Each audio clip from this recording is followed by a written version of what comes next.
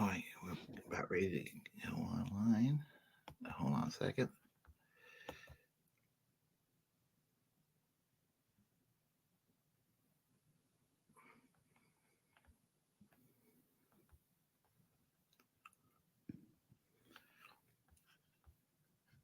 What's going on? Oh, interesting. Well, it looks like we're live, and I'm not getting a theme song here. So I'll tell you what. We'll just that hasn't happened in a while. We'll just take it from there. How's that? Whatever you say, boss. We are live then. So everybody, welcome to the Willy Bragg show. I don't know what happened to the live theme song. It didn't go. It didn't play like it normally would. But tonight, we have back here once again, Jen Perelman on the Willy Bragg show, and I'll let her. Well, I think everybody knows who she is, but I'll let her reintroduce herself once again. So I would think that people know me as running for Congress down here in Florida's 25th, challenging Debbie Wasserman Schultz in the Democratic primary, and also for a podcast called Generational Change that we've been doing now for 4 years.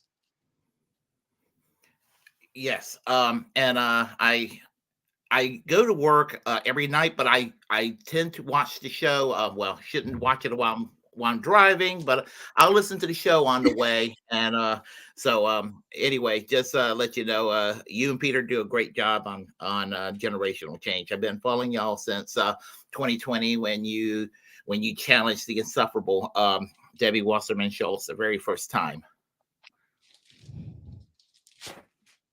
And so anyway, so I guess we'll be talking about your 2024 primary challenge, your second rematch against Debbie Wasserman Schultz. Yes, for sure.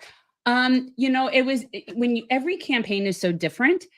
And it's, it's sort of like having kids in some way, like as a woman, it's sort of like babies, like you can prepare, you can plan, you can have it all, but it's like, there's certain things that are just always going to be variables outside of your control. And every single time is different.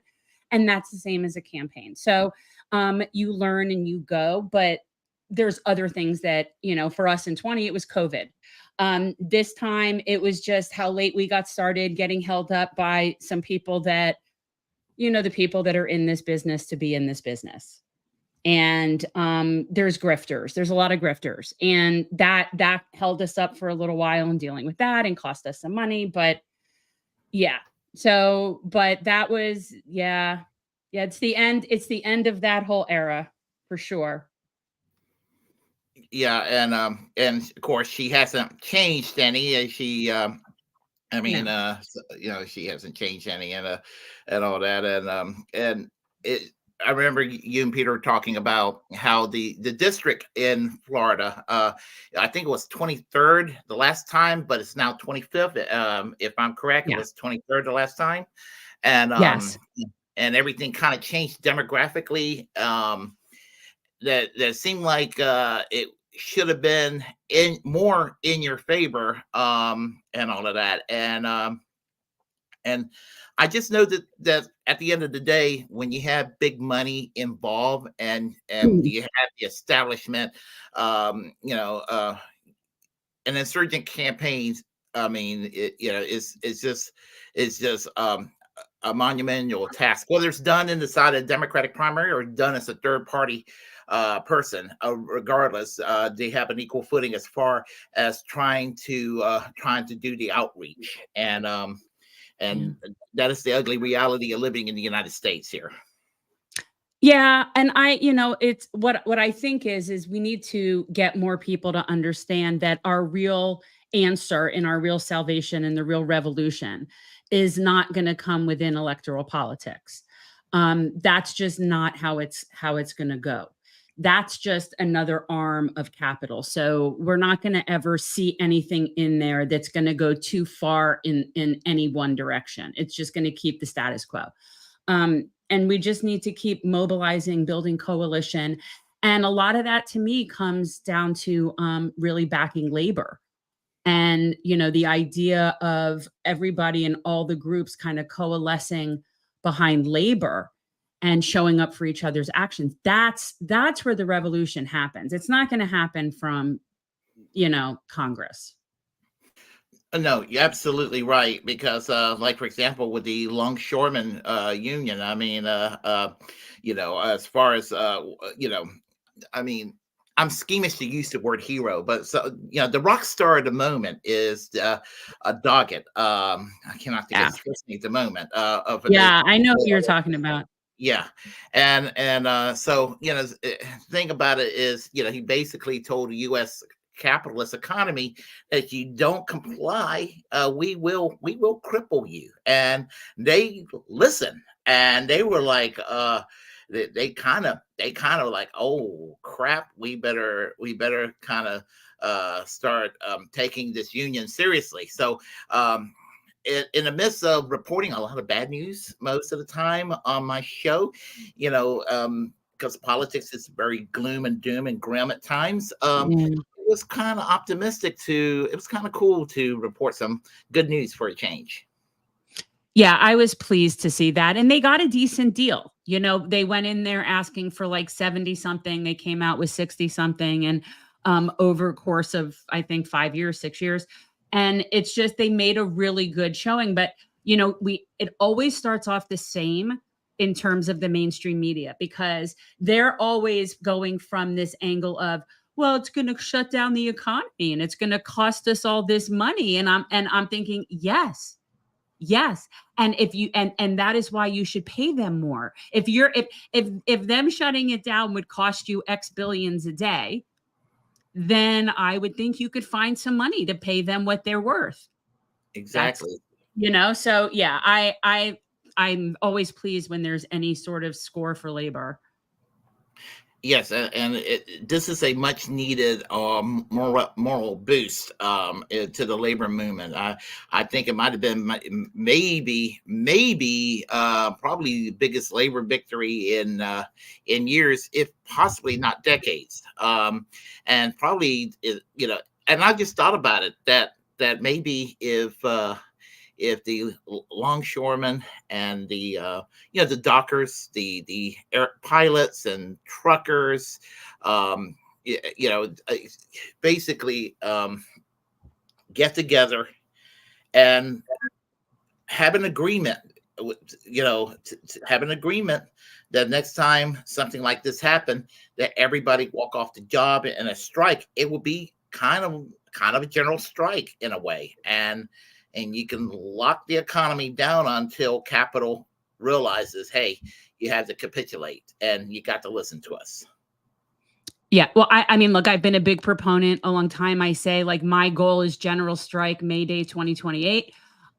Sean Fain and O'Brien and, I believe Sarah Nelson. One of the things that these unions have been doing is coordinating their bargaining agreements so that the contracts are up for renegotiation at the same time. So they're getting themselves on the same schedule, all the different unions. And I do believe that's why. I do believe that they're anticipating that. And the idea of us being able to have a general strike in 2028 is something that requires a lot of preparation, because we don't have infrastructure in place to really protect people that take that chance and strike. We don't really have that. It's not like France, where we could put on our yellow vests, and even if something happens and we don't get a couple days pay, we still have healthcare and we're not going to lose our jobs, right? Like, we're in a whole different world here. So we have to set up the coalition and the infrastructure to be able to support people that go on strike. And that's what I think is what we need to be doing over the next few years. Yes, and the militancy of the French workers is something that they're basically people I look up to, and it's not just the French, but any other country, any other normal country with universal health care and some of those basics can make it easier to have a general strike when need be. And so of course.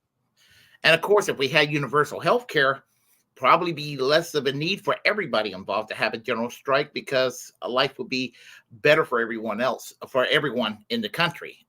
And that's a point I tried to pivot to a lot of people who are skeptical. And for some reason, it's kind of hard to tell. There are some people who are just resistant to the idea of a Medicare for all, Canadian style, or old fashioned UK style NHS. So, but it's something that I try to, I still believe in passionately, but I do feel hopeless on that front. Especially with what happened with COVID, and we missed our chance to talk about an issue I beat up on called forced vote. We missed our opportunity right there. Yes, we did. I know we're on the same page on that question, of but course. It's just it just baffles me right there. And it baffles me 2 years ago how the rail workers, that they busted that strike, and that was a strike where potential strike where you would have won the hearts of the people, because American people have a cultural love for the railroads. So I think they would have had some sympathy for sick leave days for railroad workers. And what happened a few months later? Yeah. The East Palestine disaster. And, yes. Because, and this is a reason that really pisses me off when people go to commend the Biden administration for how great they've been for labor. He's been the best labor president in my lifetime. Yeah.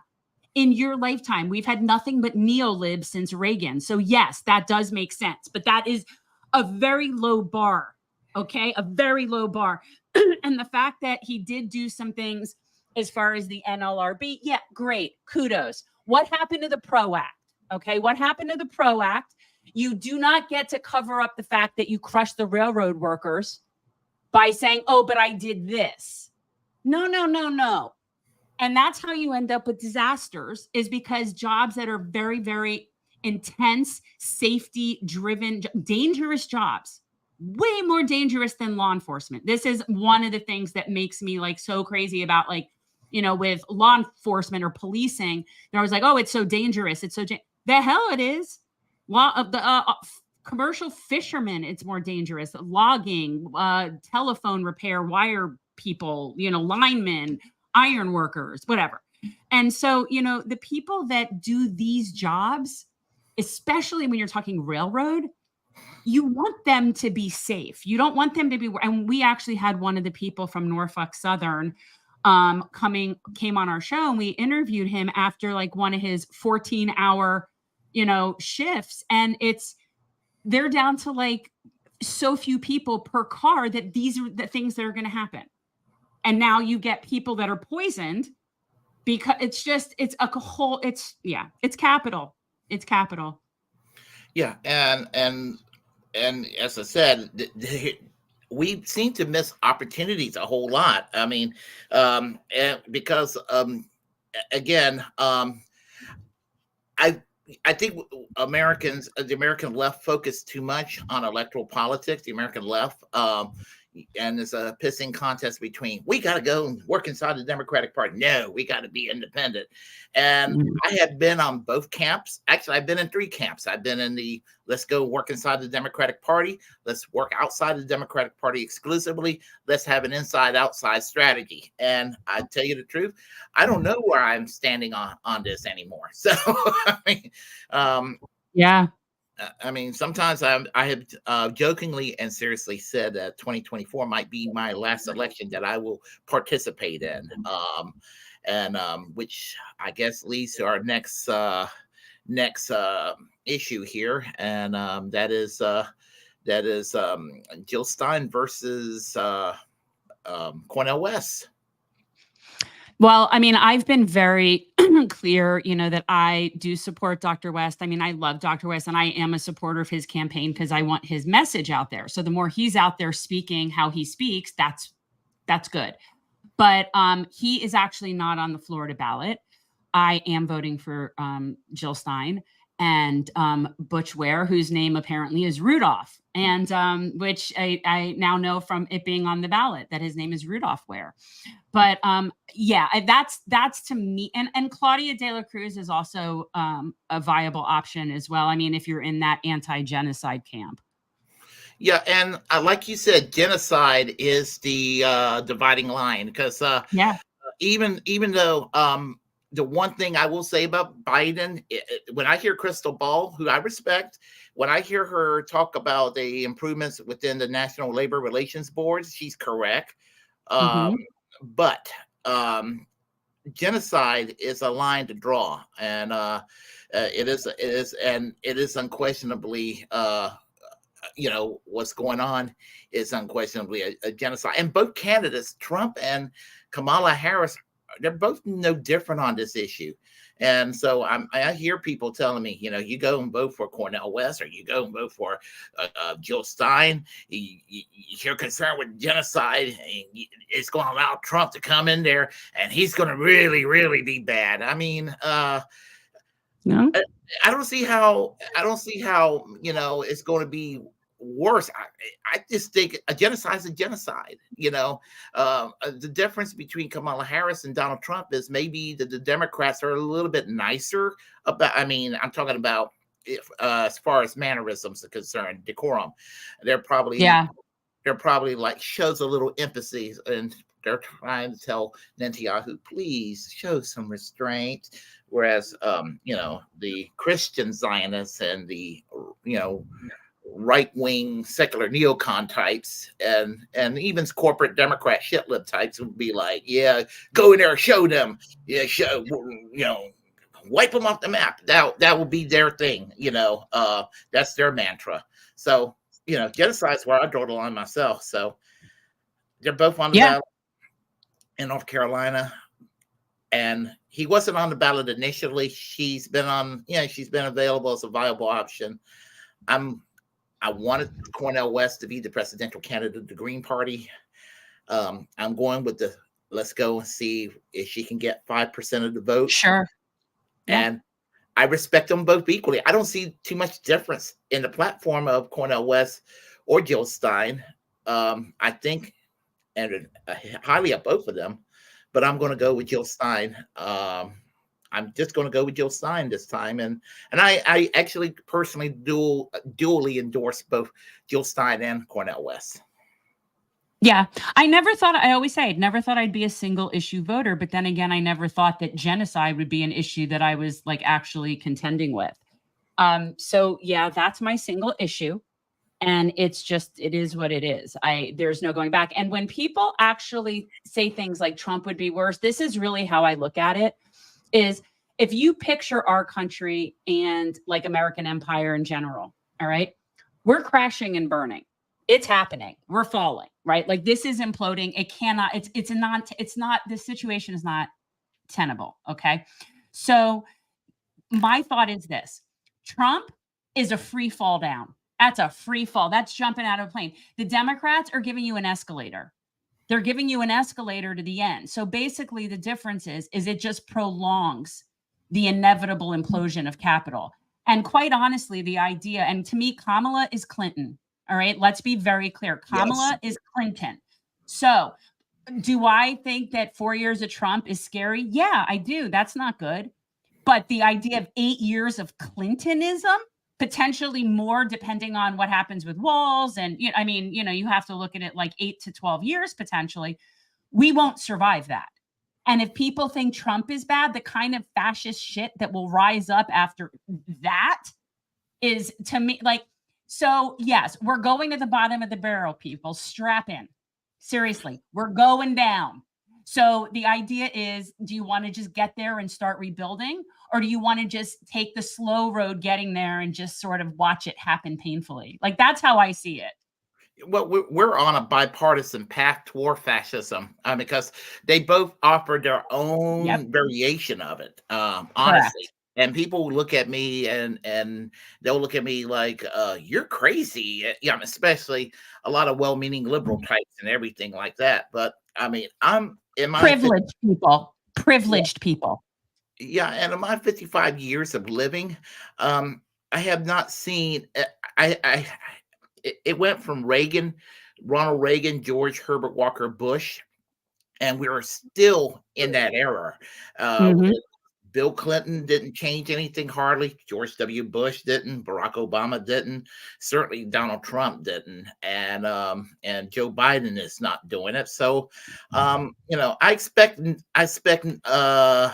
nothing less from Kamala Harris as well. And maybe I'm a doomer and all of that, but that's kind of where I'm at. She's an empty, vapid shell. See, that's the thing. Like, Kamala Harris isn't Kamala Harris. I don't even think she picks out her clothes. She doesn't. She reads teleprompters and talking points. I am constantly floored that this woman was ever a litigator. It's just shocking to me. She uses the same talking points over and over and over again. This is not someone who can think on her feet. This is not someone who would be taken seriously at an international level. She just isn't. She's so out of her element. It's just so obvious to me. But the problem is she doesn't stand for anything. She's just Team Clinton. Whatever corporate talking point, military industrial complex, big pharma, Wall Street tool, like that's it. So there's no there. Oh, but we will use pink washing and say, oh, but we're good to the LGBTQ and we don't care who you love. No, you just don't want to give us health care and you don't want to educate us and you don't care that we make a living wage. But thank you for approving of my orientation. Yeah, and if there's one thing as disappointing as Tulsi Gabbard, as she's been since she endorsed Biden when she dropped out in 2020 and been going extremely downhill since then. The one thing I will always be grateful for is that she pretty much destroyed the Kamala Harris campaign when in the debates. I mean, after two times and Kamala Harris was out. I mean, it was glorious. It was glorious. And I also have many, many disagreements with Tulsi. There are, but I will say this, and it's the same thing how I feel about RFK, who ironically both are now people that are behind Trump. And I look at, would I rather have someone like RFK as the head of health and human services over whatever pharma shill that Kamala would appoint? Yes, actually, I would. And would I rather have Tulsi Gabbard as Secretary of State than whatever military industrial complex shill you're going to put in? Yes, I would. I have issues with her about when it's Islamophobia, when it's about, she's wrong on Israel. That is true. But these are people with her and RFK that I look at as people that have spoken truth to power and have been willing to speak truth to power. And so, yes, I would prefer that, even though I have vast disagreements, than whatever, tools are going to be on the cabinet or running the executive branch from the Kamala administration. And even in defense of RFK and Tulsi Gabbard in this instance, they didn't exactly leave the left. And a lot of people said, oh, they gone to the right. No, conservative Democrats pushed them into the Trump camp.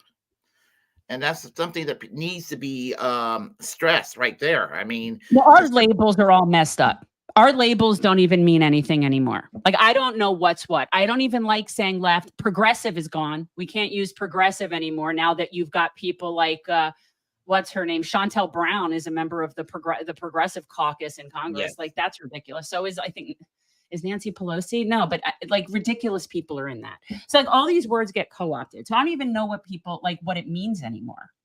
Yeah. With Chantel Brown, I mean, Nina Turner got Bernie Sanders twice, and over there in that district, 25th district, I believe, in Ohio. Yeah, it was 10. I think it was 10 at the time. Okay, yeah, and I think that's Dennis Kucinich's old district, if I remember correctly. Yes. Which he's running as an independent this year, and I know he probably will not win, but I hope he wins. I've always liked Dennis Kucinich, so yeah. And here's the thing. Like you said, the label. I used to call myself progressive, and once in a blue moon it will still come out progressive, but I don't necessarily like that term like I used to. And and the House Progressive Caucus became worthless when they took Chantel Brown, who belonged to the New Democrat Network, I believe it's called, in Congress, Yeah. and which is basically a continuation of the Democratic Leadership Council. I mean, she's really in the Debbie Wasserman Schultz camp. Yes, Yeah, I'm really honest. absolutely. Yeah, and put her in the camp with the Progressive Caucus that's supposed to be, in the U.S. House Bernie aligned, yeah, and all that. So, and the way and to have the House Progressive Caucus forbid people like AOC and company from endorsing Nina Turner until just shortly Right. that didn't set well with me right there. No. Which I really enjoy seeing you and Peter critique AOC the other was it last week yeah, I think it was last week. Yeah. I've always really been, I think, cautious about really going after her for a lot of reasons. One, we only know part of a story.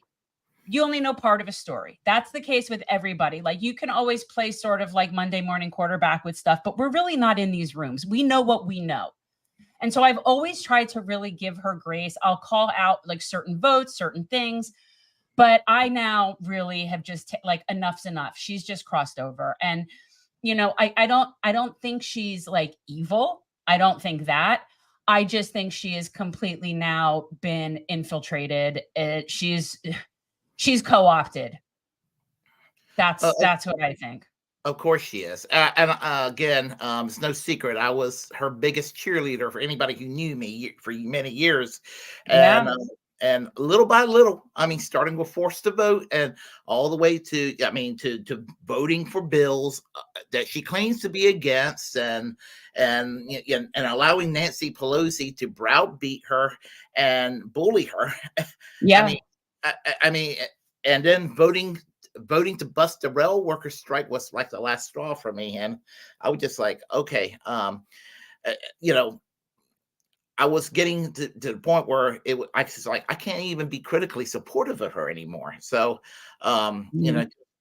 sure, when she's being bullied by Marjorie Taylor Greene, I'm going to still show some sympathy for AOC. But honestly, when the left are out there kind of shouting her down in the streets or what have you, I have no problem. I had no problem with that at all. Nope. Well, I think that the people that are supposed to be representatives of us, and they don't do that job by a clear margin, right? So when we know most people support this and yet they're not doing that, like and that's so many things. That could be healthcare, ending wars. It could be all the different things that we want. Those people should not have a moment's peace when they're in public, not a moment's peace. Agreed. And as much as I love Medea Benjamin and Code Pink, do not get me wrong. I love me some Medea. And when they're always walking up the hallways with them. But here's the thing, the problem with that. They're at work. You're bothering them at work. They don't care anyway, but you're bothering them at work. Try bothering them when they're out to dinner at their kids' engagement party. Try bothering them when they're doing things in their other life where they don't want to be bothered. And those, I think, yeah. So I have no problem with going after those people verbally. I'm not like a proponent of violence, but same here. Yeah. I don't think they should have a moment's peace if they're in public. I agree because when activists were going after Joe Manchin and going after Kirsten Sinema and people like that Kirsten Sinema, who used to be a member of the Green Party, then became a Democrat, and then turned out to be best buddies with Mitch McConnell. I mean, someone like that, people are like, grifter. It's a grifter. Yeah, I was absolutely just baffled and everything. And you how about Fetterman? How about Fetterman? Fetterman, thank you, John Fetterman. Another one. I am angry with John Fetterman. Yeah, He is disgusting to me now. he is And it isn't disgusting. even just his policies. Yes, his policies, are, especially regarding Israel, are just completely. He's insane. But Everything. it's his how he comes off like so ogre and he's Shrek, but bad Shrek, and like in this he's just comes off repulsive to me and disgusting and entitled, and he disgusts me at this point. Like that was one of the biggest disappointments ever. He turned out to be a disappointment too. As I said, and it's kind of like damn, every time there's a Democrat that shows some possibility, some promise, they end up being a disappointment. Elizabeth Warren, you name it. I mean, everybody just, they get co-opted and or they don't get to stay, or they can't stay, or they get primaried, or their district gets redistricted so that they can't stay in that district. Like all those kinds of games and shenanigans. And it happens so much more on the Democratic side than on the Republican side. Republicans, they seem to be okay with having primaries. Democrats don't do primaries. They just decide, they coronate people. So, but yeah, the Democrats, especially here, if you get in, let's say you got in by some whatever, like a AOC, Joe Crowley sort of fell asleep, didn't take her seriously. She got in, it was really cool. But now that they've seen that strategy, well, now you can't do it again, sort of like Israel with the pagers. Once you sort of blow your strategy and put that out there, you're never getting that back. And so I feel like that was the one sort of in. She could have been the Mockingjay, and instead she's like AOCP. I remember you called her AOCP the other last week. Because Butch Ware did. Butch Ware calls her AOC Pelosi. Yeah, I like that. I absolutely approve of that and all that. I mean, and the thing about it is with these Democrats that do this, we'll get lectured that we're being like ultra pure or what have you, and in some cases we're even called right wing, and somebody the other day told me that I'm practicing a horseshoe theory of sorts with my critique against the Democrats because of my criticism of Dick Cheney being embraced by the Democrats and Harrison. I'm like, what the hell is the Democrats doing? They're practicing a parallel horseshoe theory, if that's the truth. If I'm practicing a horseshoe theory, if you're practicing a horseshoe theory, well, establishment Democrats are practicing a parallel horseshoe theory. And which is worse, if it's true? Yeah, no, this whole thing, they are doing 2016 all over again, except with Kamala instead of Hillary, and they're going to get the same result. They're going to get the same result. And to me, when I look at the people at the top of that food chain, they don't really care, because even though they definitely, somebody like Hillary, and let's not forget who owns the Democratic Party still, is very much heavily with the Clintons and the Clinton Foundation, thanks to my Congresswoman basically causing them to go bankrupt and having to be bailed out by the Clintons, which is why this is the crux of that whole disaster, is that now the party is completely beholden to the Clintons. So, this is they're not going to come in and solve anything. Nothing that they're going to come up with is going to come in and solve anything. That's just not how this is going to work. No, absolutely not. And it's still the party of Bill and Hillary Clinton. They came in, they took it over. And I used the term Reaganizing. They Reaganized the Democratic Party in the 1990s. And there are people that still don't understand me when I say that. Like, what do you mean they Reaganized them? I said, we are in the 11th term of the Reagan presidency. So to vote for Trump or to vote for Kamala Harris is still to vote for Ronald Reagan. And actually, they're right. They're right of Reagan. Actually, I was going to say the Biden administration is to the right of Ronald Reagan. Yes, they are. And it used to be that Nixon, that the Democrats of today were to the right of Nixon. Now it's getting to the point where the Democrats are getting to be to the right of Reagan. Exactly. And what's happening is they're merging. They're merging into one giant, sort of, they're going from a three-headed hydra into a cyclops, you know, and they're just becoming the one capital empire that they are. Because that's that picture of her is so perfect to me. She's like, you can tell there's nothing going on in there. Nothing. She looks like Valley Girl, like, nothing. And him, he's disgusting. That's like Jabba. Yeah. He's disgusting altogether. The mean tweets are okay. I mean, I like the mean tweets. I don't mind any of that. I don't mind any of that. And quite honestly, the idea of Joe sniffing little girls' hair and touching little girls and all of that creepy ass shit bothers me. And Tara Reid and Lucy Flores and all the things, those things are way more entitled and disgusting as a woman, that I can tell you, than what Trump has done, that I am aware of, just in general. And so I don't know of him like doing those things. I'm just saying. I mean, okay, a little trash talk in the locker room in a gym or something like that. That's what guys do, you know. Even so-called sensitive, liberal, hippy dippy guys would do this sort of thing. And you know, as I said, I think it was crude that he says some of the things he said, but you know, obviously, but and I don't condone it, but you know, a hell of a lot worse has been done. You know, I mean, you know, if you know, like a Tara Reid, what Biden did to Tara Reid, she had to go and move to Russia because of it. Well, I mean, you don't really get past stuff like that, especially when then you get gaslit on top of it, you know, which is one of the things that they tend to do.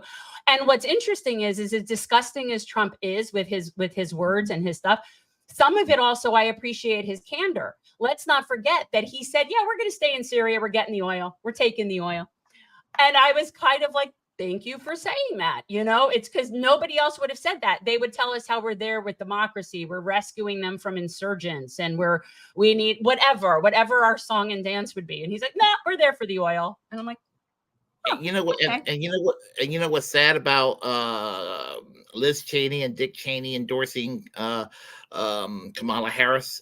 Their critique of Donald Trump is, and the critique of a lot of never Trumpers are a critique of Donald Trump, not from the left, but from the right. Right. They think he's too liberal. That's that's why I don't. And he uses that, and he baits them. He baits them and gets them to go to the right of him because he knows that they're imploding. He doesn't care. He's not going down. He's not going down. He has his people. She is only going to go down as more and more people see what a buffoon she is. And I guess we'll see in about a month what happens with this presidential election. Yeah, we know, and I know I have to go to work tonight very soon. Yeah. You have your podcast to do, and let me just say this, everyone.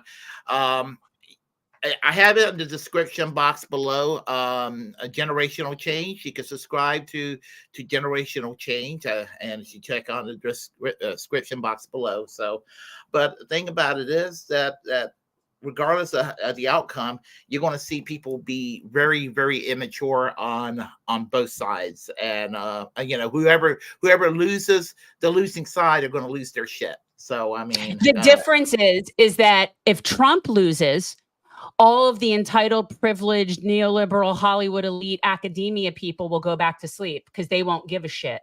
And she'll get away with doing exactly what, if he's doing, they'd care about if he's doing it. So that's the difference. If he wins, then the angry people blame him for everything, but they stay involved.